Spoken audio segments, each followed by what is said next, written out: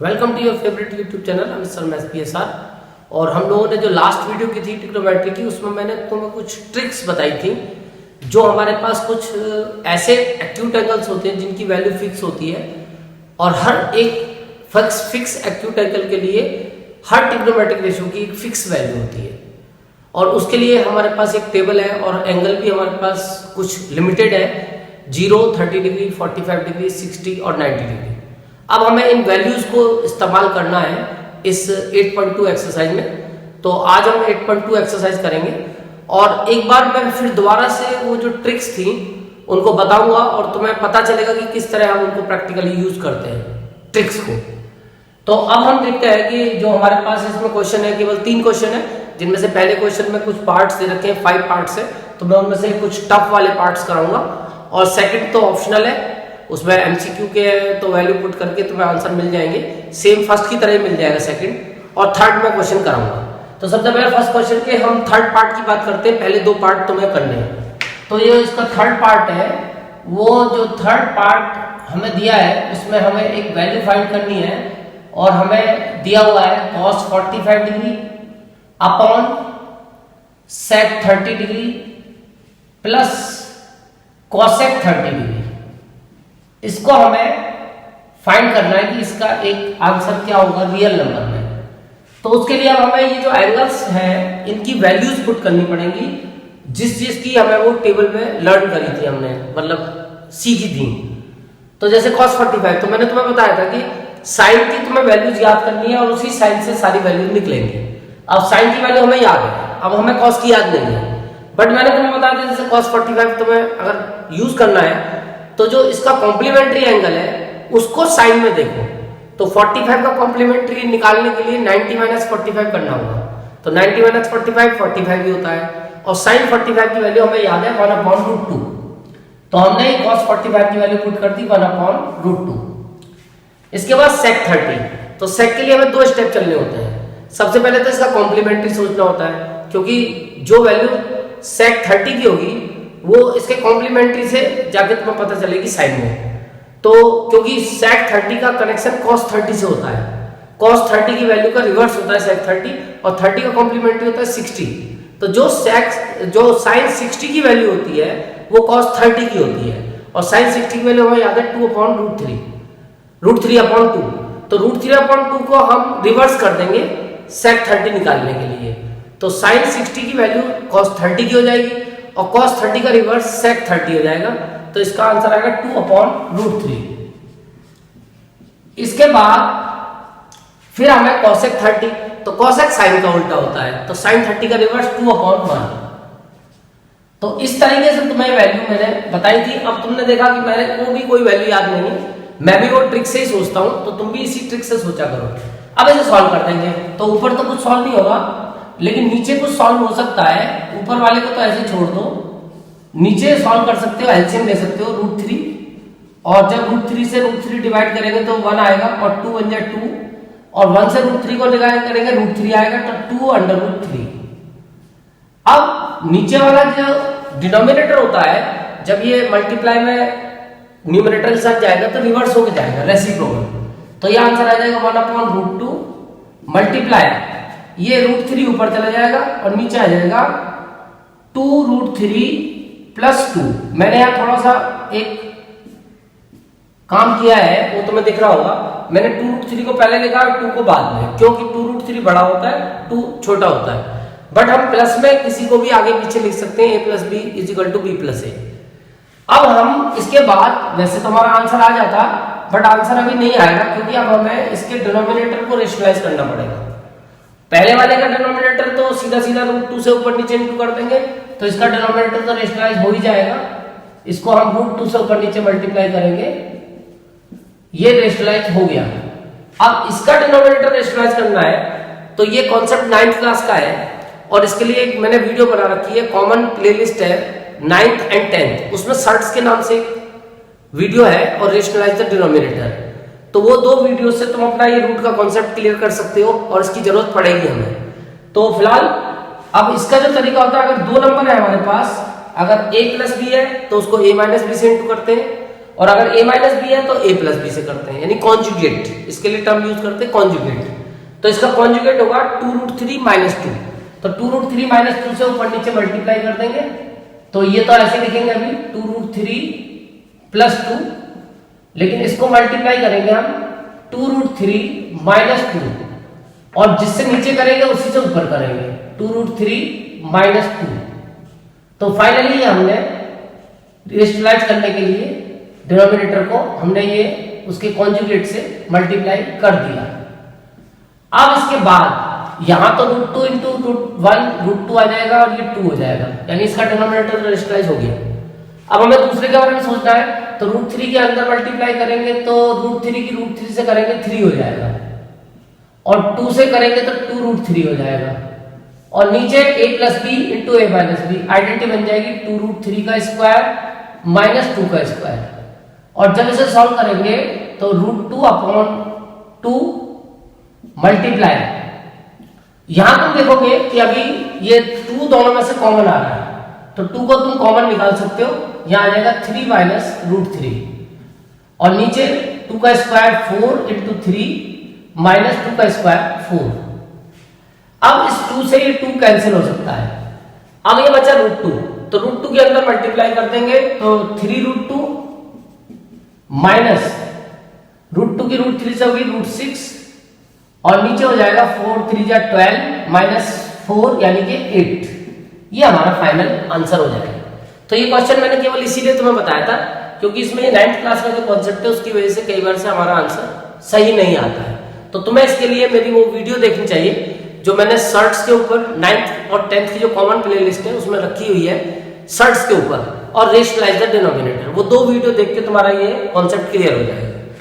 अब जो हमारा नेक्स्ट क्वेश्चन है वो भी इसी वजह से मैंने लिया है क्योंकि उसमें फिर रूट की प्रॉब्लम आएगी, और इस रूट की प्रॉब्लम को तुम्हें खत्म करना पड़ेगा क्योंकि जब तक तुम मैथ्स पढ़ोगे ये रूट तो हर जगह आएगा। यानी कि जैसे हम रियल नंबर यूज करते आए हैं ऐसे अब हमें ये जो रेशनल नंबर हमने यूज करे ऐसे इर्रेशनल नंबर की कैलकुलेशन भी हमें करनी पड़ेगी क्योंकि ये भी रियल नंबर के पार्ट होते हैं। तो जो रियल नंबर की जहां कैलकुलेशन आएगी वहां पे रेशनल के साथ साथ इर्रेशनल भी आएगा। तो अब ये जो रूट का कॉन्सेप्ट है वो वैसे 9th क्लास में सिखाया जाता है, बट मैंने तो तुम्हारे साथ 10th में भी कोशिश करी है कि तुम्हें सिखा दूं, तो तुम लोग उस वीडियो को देख सकते हो। अब आते हैं हम इसके 4th पार्ट पे।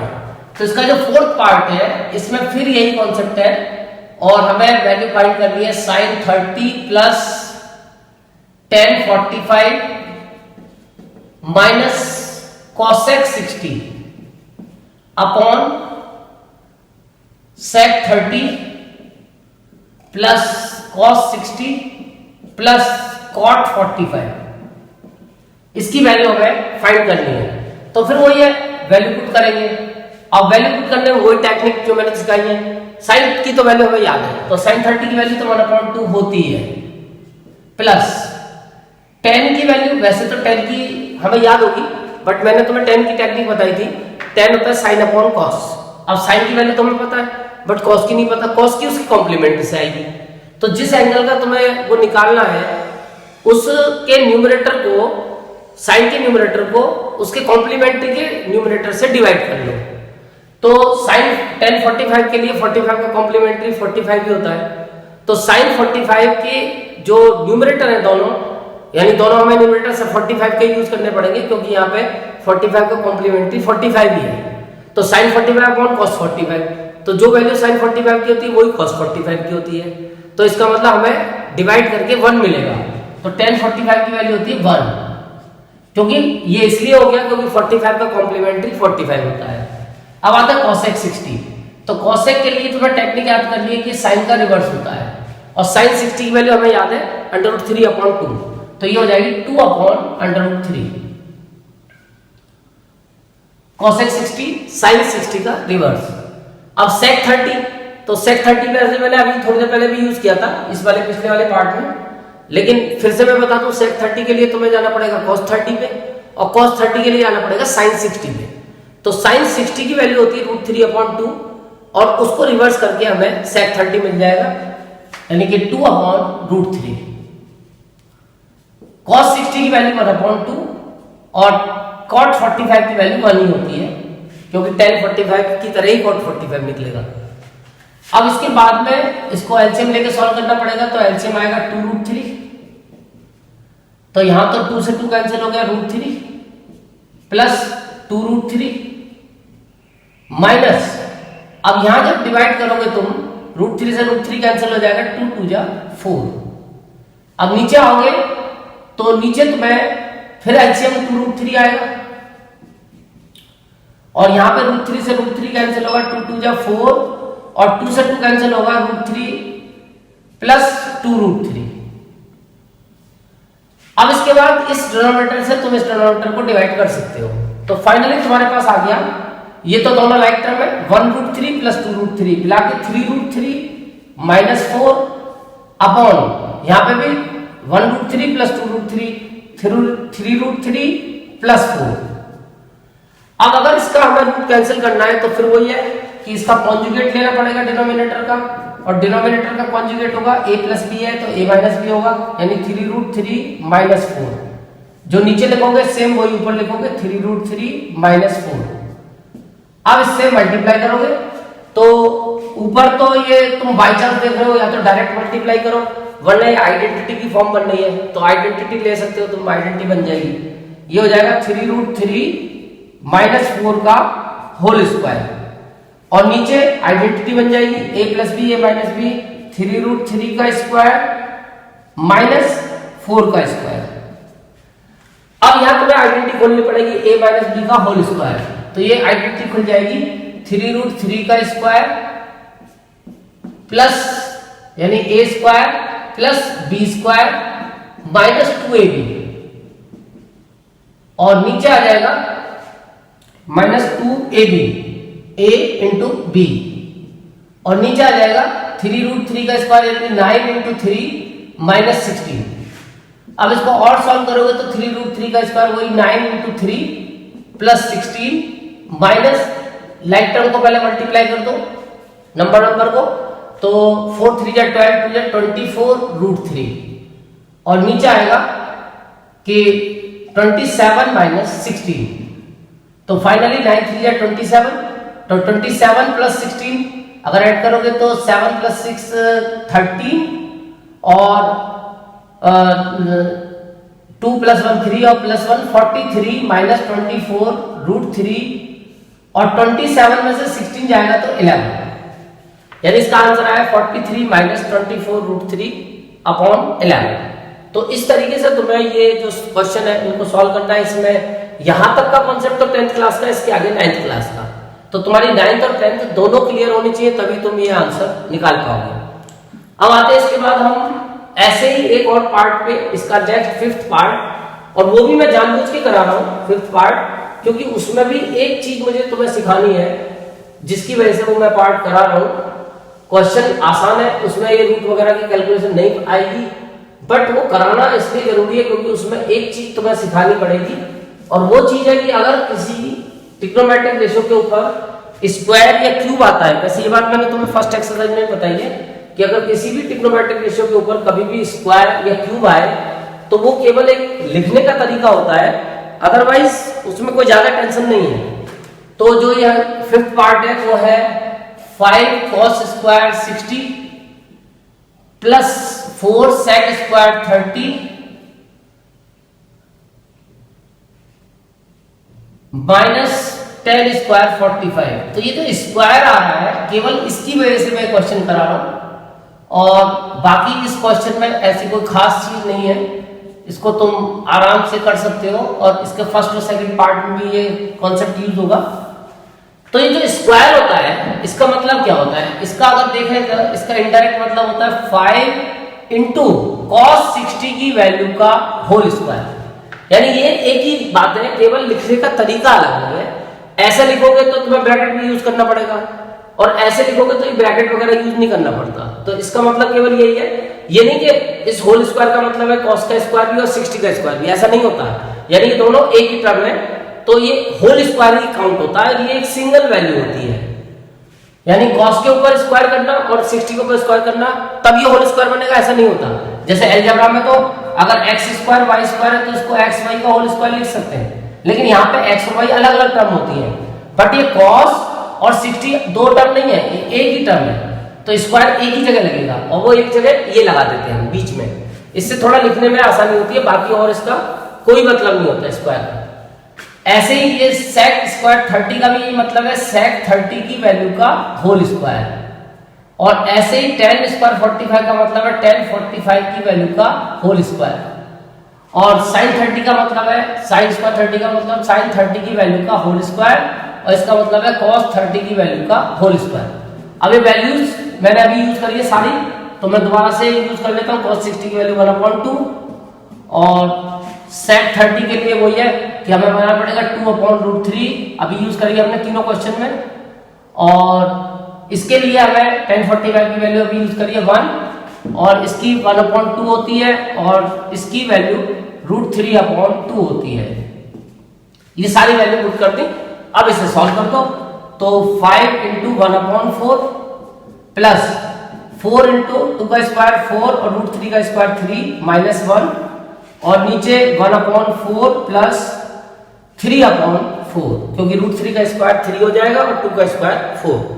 अब ऊपर तो 5 बन जाए 5/4, ये जो ऊपर की कैलकुलेशन होगी 5/4 प्लस 4 4 जा 16/3 -1, और नीचे हो जाएगा 1/4 और 4 का एलसीएम 4 आएगा 1 + 3। अब ऊपर वाले का जब सॉल्व करोगे तो 4 3 जा 12 एलसीएम आएगा, और 4 3 जा 12, 5 3 जा 15, और 3 4 जा 12, और 16 4 जा 64 -12 बन जा 12, और ये हो गया भैया 4/4 यानी कि 1। अब इसके बाद थोड़ा सा तुम्हें इनको ऐड करना पड़ेगा, 4 और 5 9, और 79 -12/12, क्योंकि नीचे 1 है तो 1 को लिखो या मत लिखो। अब 79 में से 12 जाएगा तो 9 - 2 7, और 7 - 1 67/12। ये तुम्हारा फाइनल आंसर बन गया। तो कुल मिला के तुम्हें इसमें बस यही ध्यान रखना है कि जब ये पावर यहाँ पे मिलेगी तो इसको होल पे ही सोचोगे, जो वैल्यू है उसके होल पे सोचते, लिखते इस तरीके से पर सोचते इस तरीके से। इसके बाद हमारे पास एक लास्ट क्वेश्चन और बचा, जो तुम्हारी इस एक्सरसाइज का सबसे इंपॉर्टेंट क्वेश्चन है और जिसके आने के चांस 100% है, और ये क्वेश्चन है क्वेश्चन नंबर 3। ऐसा जैसे तुमने अभी तक इक्वेशंस पढ़ी है, तो तुमने जो इक्वेशन पढ़ी है अलजेब्रिक इक्वेशंस पढ़ी है, अब ये पहली बार तुम्हें एक ट्रिग्नोमेट्रिक इक्वेशन दिखाई देगी। ये एक ट्रिग्नोमेट्रिक इक्वेशन है जिसको हमें सॉल्व करना होता है। तो ये जो ट्रिग्नोमेट्रिक इक्वेशन है, इसमें हमें क्या होता है कि इक्वेशन का मतलब इक्वलिटी, लेकिन इक्वलिटी तो होती है बट इसमें हमें जो मिलता है वो ट्रिग्नोमेट्रिक रेशियो भी मिलता है। जैसे एक इसका पार्ट है फर्स्ट केस tan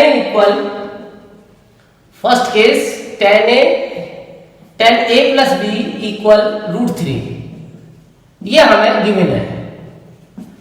अब ये एक ट्रिग्नोमेट्रिक इक्वेशन है क्योंकि इसमें इक्वलिटी तो आ रही है, लेकिन इक्वलिटी के साथ साथ इसमें ट्रिग्नोमेट्रिक रेशियो भी आ रहा है।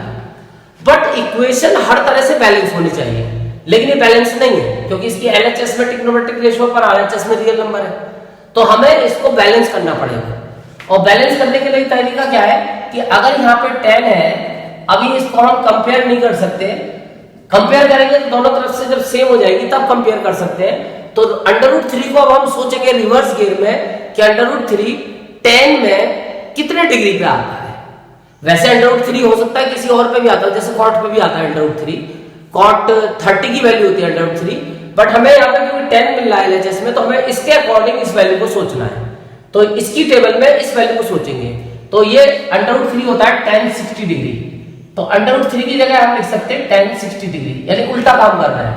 अभी तक हम tan 60 की वैल्यू √3 लगा रहे थे, अब हम उल्टा सोच रहे हैं, तो tan 60 की वैल्यू हमने लगा दी √3। अब इसमें जब कंपेयर करेंगे, इधर भी tan है इधर भी tan है, यानी a + b must be = 60 degree. इसको कैंसिल नहीं करेंगे, केवल इसको कंपेयर करते हैं, तो इससे हमें रिजल्ट मिलेगा कि a + b = 60 डिग्री। ये हमारी अब एक शुद्ध अलजेब्रिक इक्वेशन बन गई। तो हमने ट्रिग्नोमेट्रिक रेशियो को गायब कर दिया। अब ऐसे एक सेकंड केस भी हमें दे रखा है tan a - b = 1/√3, ये भी हमें गिवन है। अब इसको फिर वही है, इस वैल्यू को इसके हिसाब से सोचना है।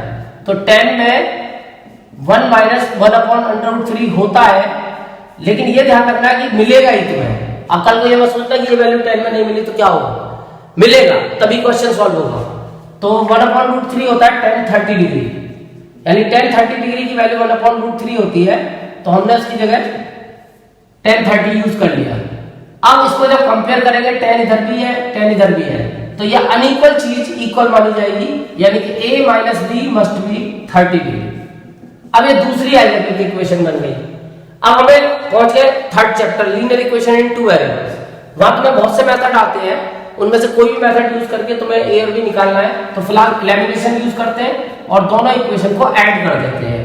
तो जब इनको ऐड करेंगे a प्लस बी इक्वल 60 और a माइनस बी इक्वल 30, तो तुम देखोगे कि b से b कैंसिल हो जाएगा, 2a इक्वल 90 और फाइनली a इक्वल 45 डिग्री, 90/2 45।